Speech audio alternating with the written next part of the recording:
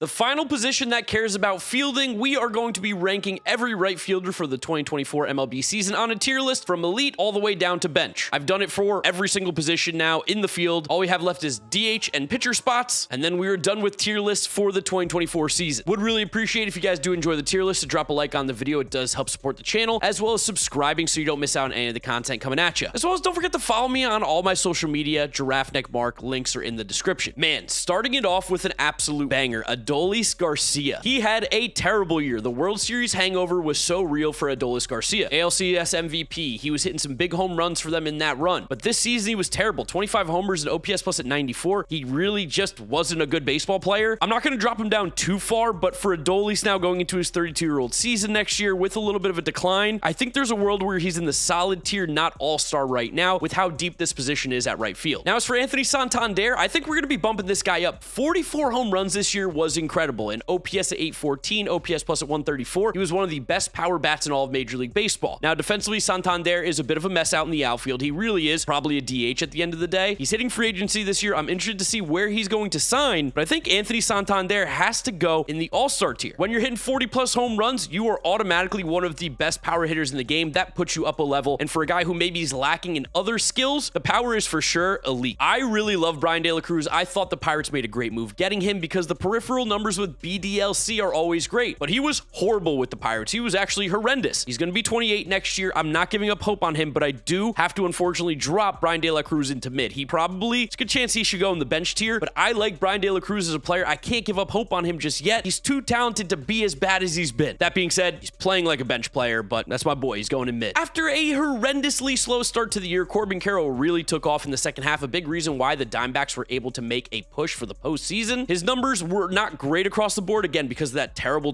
first half, but I still think Corbin Carroll is an all-star caliber right fielder. He's got the speed, he's got the glove, he gets on base. He started to hit for more power towards the end of the year because, of course, that shoulder injury is going to take time to recover. It seemed like once he was about a year out from that, he got the power back, he started hitting a lot better. He's a really talented player, and he's only 24 years old. The future is incredibly bright for Corbin Carroll. Dylan Cruz, we didn't get to see a lot of him, but from what we've seen, I think he's a solid baseball player. Only 119 at-bats. He's one of the top prospects in Major League Baseball. Hit 3 home runs, stole 12 bases, is a really good athlete. That's what you're going to get. I don't know if Dylan Cruz will ever be an elite right fielder. I don't know if he profiles that way, but he's a guy who I can see being around that top 5, top 6 right fielders at some point in his career because of the glove, because of the athleticism, because of the overall talent. I think for right now, I'm going to be cautious with Fernando Tatis. I think he's a star. I think he's amazing. I think he has the ability to be an elite right fielder. We saw him defensively great the prior year. This season, not as much. The numbers did get better, though, from last year. I'm debating if I want to put him in elite or all-star. It's really the big thing. I'm going to put Fernando Tatis in elite. Maybe I'm crazy. Maybe I'm overreacting. Maybe I'm part of the problem of overrating him, but Tatis really is a special player. I think he's just getting better and better as he's been more and more healthy since the injury and suspension. I expect him to be an MVP candidate next season. He is one of the better players in Major League Baseball, at least talent-wise. The George Springer fall-off has been rough. It has not been great. He's a guy who I think is still capable of being a Major League starter, but not as confidently as you once were. I'm going to put him in mid. He's just not very good anymore. Defensively has taken a bit of a step back. OPS is now dipping under 100. There's not a whole lot of positives with George Springer at the plate right now. That makes it worth putting him anywhere higher. Hunter Renfroe, I mean, he's probably mid, but really, I mean, he got benched at one point during this season. I don't know. Hunter Renfroe is like a 4th outfielder. I'm going to put him in the bench tier. Could be a little dramatic for a guy who still can give you an OPS that's close to league average, but I don't know. Is that what we really want out of your everyday player? A guy who can almost be league average? I don't think so. Jake Cave, good baseball player, but he's going to go and bench another dude who is a 4th, 5th outfield option. The Rockies really just have a weird outfield going on right now. A bunch of young players coming up, but he kind of filled the role this season. He had some good moments, but at the end of the day, you don't feel comfortable with him every single day. Jake Fraley, while he was an on-base king in the past, I know he's dealt with some injuries this year. I don't think you can be playing him every day. I think this might be part of the problem with the Reds is that there's a lot of players that have kind of just been around that league average type production, and they haven't gotten any better, and they've gotten worse. And when a bunch of those guys get worse, that's why your season looks like the Reds did when you have so many what you thought were talented players. So I'm going to put Jake Fraley in the bench. He shouldn't be their everyday starter next year. You don't feel great if he is. Similarly to Brian De La Cruz, I can't give up on Jesus Sanchez. He hits the ball so damn hard. He's a good athlete. He has a cannon of an arm. Like, there's so many good things with Jesus Sanchez, except that he plays in Miami, and he swings and misses a lot, and I don't know, he's inconsistent. I'm going to put him in mid just because I'm not giving up on the talent there. I know I'm kind of contradicting myself a little bit with some of the guys that I've been harsher on, and I've liked, weirdly, the 2 Marlins outfielders, or one former Marlin, one current, but there really is something there. They're going to figure figure it out at some point. I just don't want to be on the wrong side and say this guy stinks, because I don't think he actually stinks. He's just not there yet. Big Christmas, John Kenzie Noel. I love John Kenzie. He's an awesome player, has the best nickname in all of baseball in Big Christmas. I'm going to throw him in solid. He's got crazy pop in that bat, some of the best exit velos that we've seen in Major League Baseball this season. Defensively, a lot better than I thought. I truly thought it was going to be an absolute mess out there. It's not amazing, but it's not nearly as bad as I thought it would be. He's only 23 years old. There's a lot of time left for John Kenzie Noel to continue to get better. I liked what I saw in his rookie season. Joe Adell. I think Joe Adell is mid. He's kind of in this Jesus Sanchez, Brian De La Cruz tier where it's like there are things that get you excited. Hits the ball hard, incredible athlete. There are things that make you think there's hope. But at some point, we're waiting for Joe Adell to put it together. He's going to be 26 at the start of next season. It'll be his 6th season in Major League Baseball. He's played about 300 games thus far and has a 649 OPS. I'm probably projecting he might be a bench outfielder, but I would just give him one more shot. The dude had so much potential. He just really hasn't shown it consistently enough. Oh, my dude, Jordan Walker. I love Jordan Walker as a prospect. I don't know what the Cardinals did to this kid, but they absolutely ruined him. Was mashing. They were like, hey, change things, get worse. I don't know what they did to him. He's played like a guy you can't play every single day. But there's no doubt Jordan Walker right now has not been a very good Major League Baseball player. I'm going to put him in mid for right now. I won't put him in bench. I think you have to give him another shot. He's so talented. Another dude. Crazy good exit velos. Great plate discipline. Like all these things that he did in the minors have disappeared when he got to the Major League level. I blame Ali Marmol because I think he's a terrible manager. Jordan Walker's a stud, but he hasn't played like it yet. Josh Lowe, again, another dude who's dealt with some injuries. He was not good this year. Wow, he was really bad. Oh, geez, he was bad. But if you take the last 2 years combined, I think it puts him in the solid category. Take the good with the bad, smash them together. Solid outfielder. I'm confused with him. I don't really know what to think. The numbers tell me all different things, and it's very complicated and confusing, and I don't like it. The easiest one of the video, Juan Soto, elite. Yeah, elite. The best right fielder in Major League Baseball, maybe. One of the 3 best players, I think, in Major League Baseball. 4, if you're really stretching it. Juan Soto is amazing. He's disgusting. He's hitting free agency. He's going to get paid $700 bajillion. He hits for power. He's a Gold Glove nominee again, which I don't know how that happens. Gets on base. There's nothing that Juan Soto does poorly, well, except maybe field. He's just so damn good. Kyle Tucker, too. Kyle Tucker is just so damn good. He played in such a few amount of games this year. Only 78 games, 23 homers, 49 RBIs, 11 stolen bases, a 993 OPS with an OPS plus at 181. He put up nearly 5 B WAR this year while only playing in about 80 games. That is disgusting. Kyle Tucker continues to be one of the most underrated players in baseball. Absolute star. You know who else put up a quiet, amazing season? Lawrence Butler. I'm ready to put Lawrence Butler in the all-star tier. I was really impressed with what we saw from him. He had like 2-3 home run games this year, which is kind of crazy to say out loud. But in what was more of a true rookie season rather than the previous 40 games he played in 2023, 22 homers, 24 doubles, 57 RBIs, 18 stolen bases, 807 OPS. There are some things in his game that are a little bit concerning. A little bit of chase, doesn't walk as much. His defense was completely fine. But I loved what I saw at the plate from him, and I'm always going to value bat over glove. You want to know why? Comment section, let them know. It's because teams pay for bat. You've never seen someone who's an elite fielder make $400 million before. You've seen elite hitters. Bat is always the king. You fielding weirdos, I don't care. Fielding is important. It's not as important as hitting. Lawrence Butler, all-star. Matt Vierling, really solid player. It feels kind of weird to put him in the same tier as all these other guys because I think he might be one of the more consistent dudes. He's going to be slightly above average at the plate, pretty good in the outfield. He can play multiple positions. He played third, he played center, he played right, he played first base. He can do it all. Matt Vierling is a really good guy to have on your team. Never going to be someone you want to rely on as one of your best players, but when you look down your lineup and you got Matt Vierling, you feel pretty good. So we've got the Minnesota Twins boys up next. Max Kepler is the right fielder, but then he got hurt, so it switched to Matt Wallner. Max Kepler, I think I have to take my personal bias out of it. I think he might just be mid. I think he could be a really good player. He's shown signs before. I don't want to give up on him. I think he's a sneaky good pickup this offseason, but from what we've seen the last few years, I think mid's where he belongs. Matt Wallner feels really solid defensively. You can take it or leave it, but at the plate, the exit velos are fantastic. He hits for power. He had a 370 on base this year. There's a lot of really good things going on with Matt Wallner. Sneaky 26 years old. He'll be 27 next year, but he's a good baseball player. I don't know how Mike Yastrzemski does it, but every year he just ends up being pretty solid. Defensively, he's very good out in the outfield. He walks, he gets on base. I know his on base is only 302, but he had a 70-point higher on base percentage as his average, which is pretty good. He's got enough pop in that bat. Like he's a super boring player. No one's ever been like, you know what, gotta get to the ballpark, watch Mike Yastrzemski play. But another dude who, if you put him in your lineup, you don't feel that bad every single day. I think this might be the end for Mitch Haniger. I just don't see him being an everyday player anymore. 84 OPS plus last year. Again, deals with injuries consistently. 121 games is the most he's played since 2021. And even still, it's the second year in a row where you're like, he might not have it anymore. I gotta put him on the bench. I think his time as an everyday player might be up. Mookie Betts, drag him on up to elite. We know that he is elite. We know he's one of the best players in Major League Baseball. He plays right field, second base, shortstop, center field. He can play any position he wants on the field. field. I bet you he could be a really good pitcher or catcher if you really needed him to. Put up a 5-WAR season, 116 games, 19 homers, 24 doubles, 75 RBI, 16 stolen bases, a 372 on base, 863 OPS. Mookie Betts is one of the best players in baseball. I don't need to say much more. Nick Castellanos. Everything in my brain tells me I want to throw him in mid, but I think he probably just goes in solid at the end of the day. He's a better than league average hitter. He drives in runs. He hits for power. He doesn't make any errors in the outfield. That's the Phillies fans' favorite stat. He makes no errors out there. Doesn't mean he's a good outfielder, because if you watch him, he's not a good outfielder. But he just continues to be loved by seemingly everybody in baseball, despite not really doing anything well since 2021 with the Cincinnati Reds. I'm going to put him in solid. I would take him over all the guys in mid right now. It's kind of how it rolls. Ronald Acuna Jr., elite. Definitely elite. Obviously, injury this year, didn't play very much, but when he's healthy, he has the ability to be one of the best players in baseball. Don't need to talk too much about him. Power, speed, cannon of an arm, you love it. Well, I don't love it. I'm a Mets fan, but everybody else does. Sal Frelick is a glove-first right fielder. I just don't care. I'm putting him in mid. That's just where he goes. 2 home runs and 500 at-bats. Like, I don't care. I don't care how good his glove is. I don't. Maybe that's stupid. Whatever. He's just whatever. And this is probably going to really piss off people, but I love Seiya Suzuki. I think Seiya Suzuki goes in the all-star tier. I think he's a super underrated player. Out in the outfield, atrocious, terrible, one of the worst in right field. At the plate, sneaky, really good. 21 home runs, 848 OPS plus at 138. All Seiya does is really mash. He's probably more of a DH at the end of the day, and I think that's going to end up being his home in the 2025 season, but because he did play more right field than DH this season, I'm going to throw him here, and I think he's all-star tier. Listen, I like Starling Marte as a player, but he's just not the same guy that he once was. 36 years old now, he's lost a little pep in his step, not as good of a fielder, still has a cannon of an arm, and at the plate, just not a lot of juice back there. I think he's a mid outfielder right now. I don't feel comfortable with him being the Mets everyday right fielder in 2025. I hope we have a better option. That being said, I hope he proves me wrong, because I loved Starling Marte when they signed him. He just got old really quickly. Willie Abreu, I think he's going to be the last guy that we drag up into the all-star tier, a really underrated player. Put up 7 OAA in the outfield this year, along with having a 115 OPS plus. He did slow down offensively in the second half, but I loved what I saw from him. A nearly 10% walk rate, a K rate under 30%. Like, those are all things that are pretty solid. Good basis for him. He obviously is more of a platoon player, can't really face left-handed pitching, but 15 homers, 30 doubles, 58 RBIs, and a 781 OPS in Boston with great defense in right field. In that huge right field is really important. That's great. Zach DeLoach. I mean, I liked him as a prospect, but I don't think he's a starter right now. We're just going to drop him right into the bench tier. Again, it's kind of the thing with the Chicago White Sox players. I don't talk much about it. Not a lot of great ones. So here it is, my tier list for right fielders. I'd love to know what you think about it down in the comment section below. Who do you agree with? Who do you disagree with? Let me know what you're thinking. Drop a like on the video if you did enjoy it, as well as subscribe to the channel so you don't miss out on any of the content coming at you. Follow me on my social media, GiraffeNeckMarc. Links are in description. That's where I'll wrap it up. You guys know the drill from here on out. YouTube recommends you watch this video. This is my most recent upload, so click through those if you have not yet seen them. Thank you guys for watching, and I'll see you all on the next one.